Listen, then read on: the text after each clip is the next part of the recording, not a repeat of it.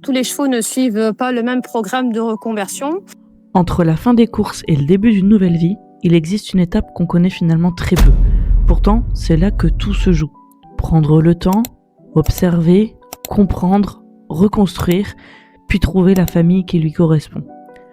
Aujourd'hui, on vous emmène dans les coulisses de cette transition, de l'arrivée d'un cheval réformé dans une écurie affiliée FFR jusqu'à son départ vers sa nouvelle famille.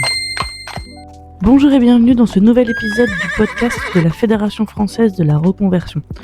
Aujourd'hui, on va suivre le parcours d'un cheval réformé, comment il arrive dans une écurie affiliée, comment se déroule sa reconversion et comment il rejoint ensuite sa nouvelle famille. Pour en parler, on retrouve Gwenaëlle, gérante d'une écurie affiliée FFR. Bonjour, je m'appelle Gwen, donc écurie GD Équipation, située à Willy, près du Val-Joli, dans les Hauts-de-France. Ici, on accueille des chevaux réformés des courses, trotteurs et galopeurs. Nous sommes affiliés à la Fédération française de la reconversion depuis 2 ans, en décembre. Alors, nos chevaux proviennent en direct d'entraîneurs de chevaux de course. Ceux-ci prennent contact avec nous par le biais de la Fédération française de la reconversion ou en direct avec nos écuries affiliées pour le placement de leurs chevaux. Nous achetons les chevaux aux entraîneurs qui ont à cœur de trouver une solution et une seconde vie pour leurs chevaux. Alors, quand un cheval arrive ici, en direct entraîneur, nous, on refait un point sur son état de santé. Donc, en toute transparence avec l'entraîneur, on va échanger sur le parcours du cheval. Ensuite, on va remettre à jour tout ce qui est vermifuge, vaccin, dentisterie, mais aussi ostéopathie pour pouvoir remettre le cheval sur un nouveau chapitre de sa vie pour repartir sur de bonnes bases. Alors, le cheval a besoin d'un temps d'adaptation aux écuries, au nouveau fonctionnement et au nouveau rythme de sa vie. Pour cela, nous, on laisse une période de 2 à 3 semaines de repos total où on va juste observer le cheval, le remettre à jour de ses soins. La suite du parcours, évoluera en fonction du cheval. Alors, pendant les premières périodes de vie où on passait avec le cheval, on va juste faire des manipulations douces. Donc, c'est-à-dire juste le sortir du box, le mettre au paddock avec les autres, observer son comportement avec ses congénères. Et on va entrer en interaction avec lui sans contrainte au paddock pour voir un petit peu ce qu'on a travaillé par la suite. Est-ce que c'est un cheval qui est plutôt fouillant? Est-ce que c'est un cheval qui va plutôt venir vers nous? Tout ça, ça va se travailler au fur et à mesure du temps. Alors, tous les chevaux ne suivent pas le même programme de reconversion. On a des chevaux qui arrivent, qui ont déjà été montés. D'autres ont juste été attelés. Évidemment, ceux qui ont juste été attelés vont suivre un parcours de débourrage. Donc, c'est un parcours où on va apprendre le cheval à être monté.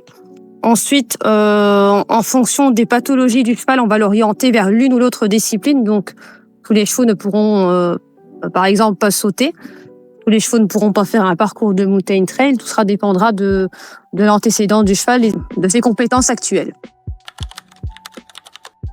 Ça dépendra déjà de l'engouement du cheval dans le travail.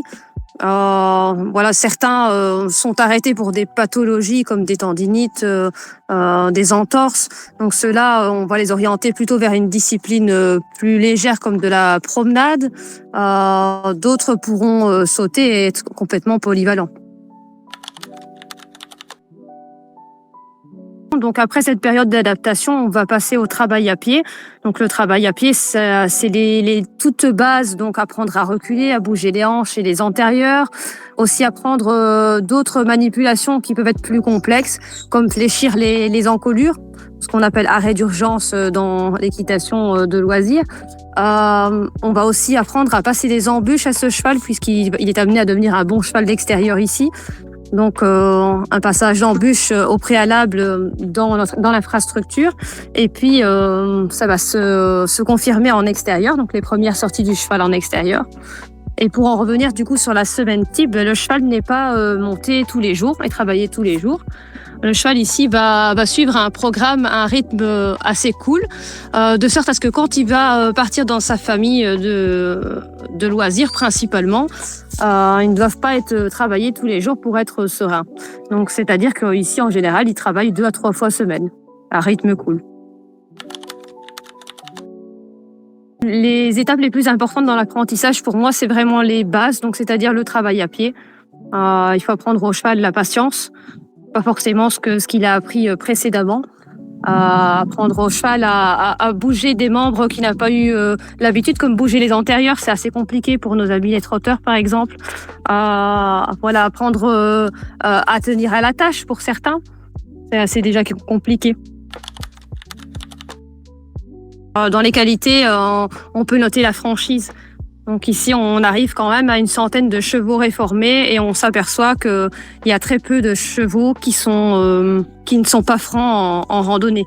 Donc c'est des chevaux qui sont quand même vraiment très francs et qui acceptent parfois de partir seuls très très rapidement dans le début de travail.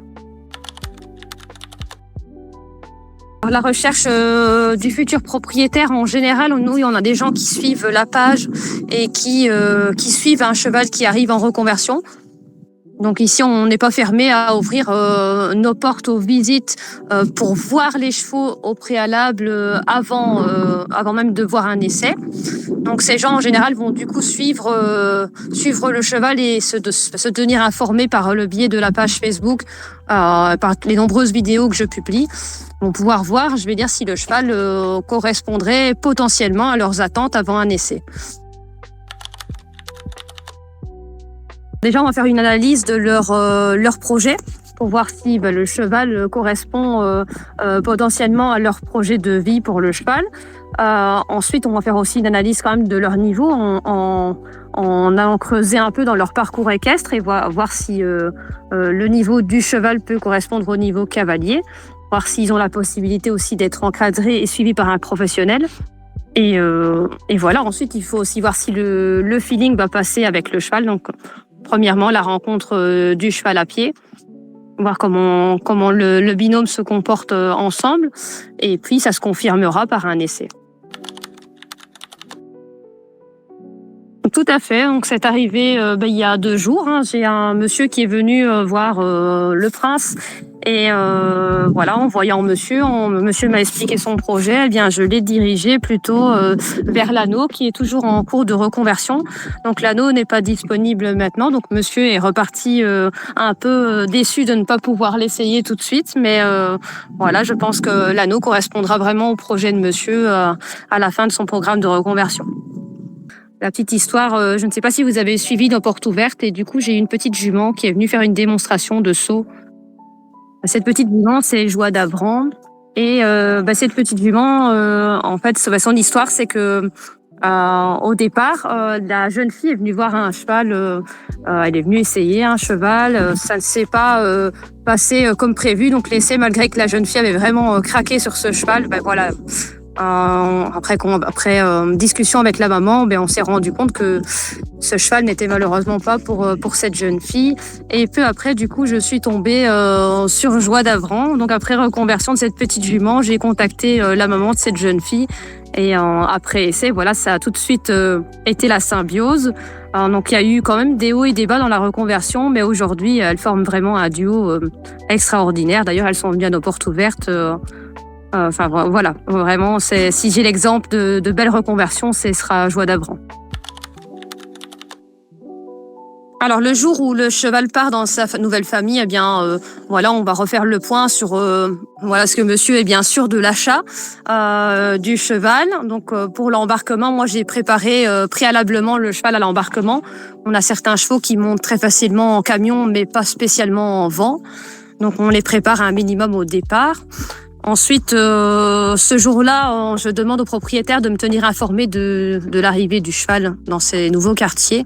Et on refait le point. Si je n'ai pas eu de nouvelles, ce qui est très rare, une semaine plus tard pour voir si le cheval est bien arrivé, si il s'est bien posé dans sa nouvelle maison. Et on refait un point comme ça, je vais dire, relativement régulièrement si la personne ne revient pas vers nous. Et ça reste assez rare quand on doit demander des informations.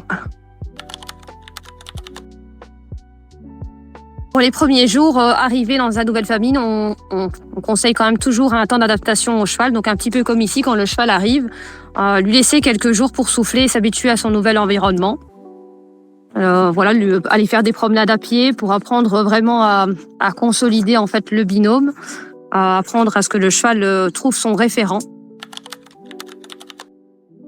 Alors, il y a un suivi après-vente, donc je refais le point une semaine après adoption du cheval pour voir si la personne est contente du cheval, voir si le cheval s'est bien posé dans ses nouveaux quartiers, voir s'il y a quelque chose, s'il y a des questions, si le changement de propriété a bien été effectué, si je n'ai pas reçu la notification, voir si le nouveau propriétaire a besoin d'aide pour quelque chose. Et ensuite, ce point est refait, je vais dire semi-régulièrement en fonction de si le propriétaire m'envoie de lui-même des nouvelles ou si je dois en demander moi. Alors, on a la page Facebook Les Aventures après GD Équipation. Donc, cette page rassemble une majorité de chevaux qui ont été reconvertis ici. Et on a des nouvelles régulières de la plupart de nos pensionnaires. Alors, l'intérêt d'acheter un cheval à une écurie de reconversion, c'est d'avoir une transparence sur l'état de santé du cheval connu. Ensuite, ici, vous allez pouvoir quand même passer du temps avec le cheval avant d'envisager son acquisition.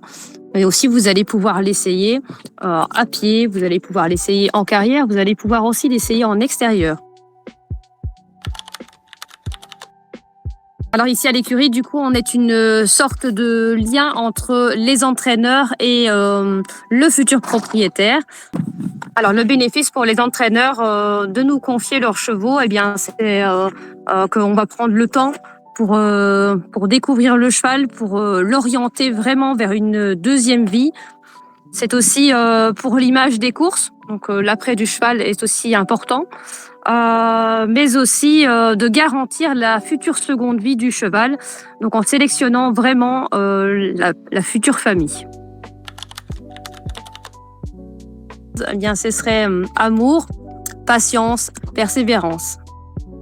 Merci beaucoup Gwenaëlle d'avoir partagé votre expérience et de nous avoir ouvert les portes de votre quotidien. On retient finalement une chose, une reconversion ne se résume pas à apprendre une nouvelle discipline, c'est prendre le temps de comprendre chaque cheval, de respecter son rythme, de révéler son potentiel, puis de lui trouver une famille qui lui correspond vraiment. C'est tout ce chemin, souvent invisible, qui permet d'écrire une nouvelle histoire. Et merci à vous de nous avoir écoutés. Si cet épisode vous a plu, n'hésitez pas à le partager autour de vous et à le faire découvrir à ceux qui souhaitent mieux comprendre la reconversion des chevaux réformés. Vous pouvez également retrouver toutes les actions de la Fédération française de la reconversion sur nos réseaux sociaux et notre site internet. Et moi je vous dis à très bientôt pour un prochain épisode du podcast de la FFR. À très vite!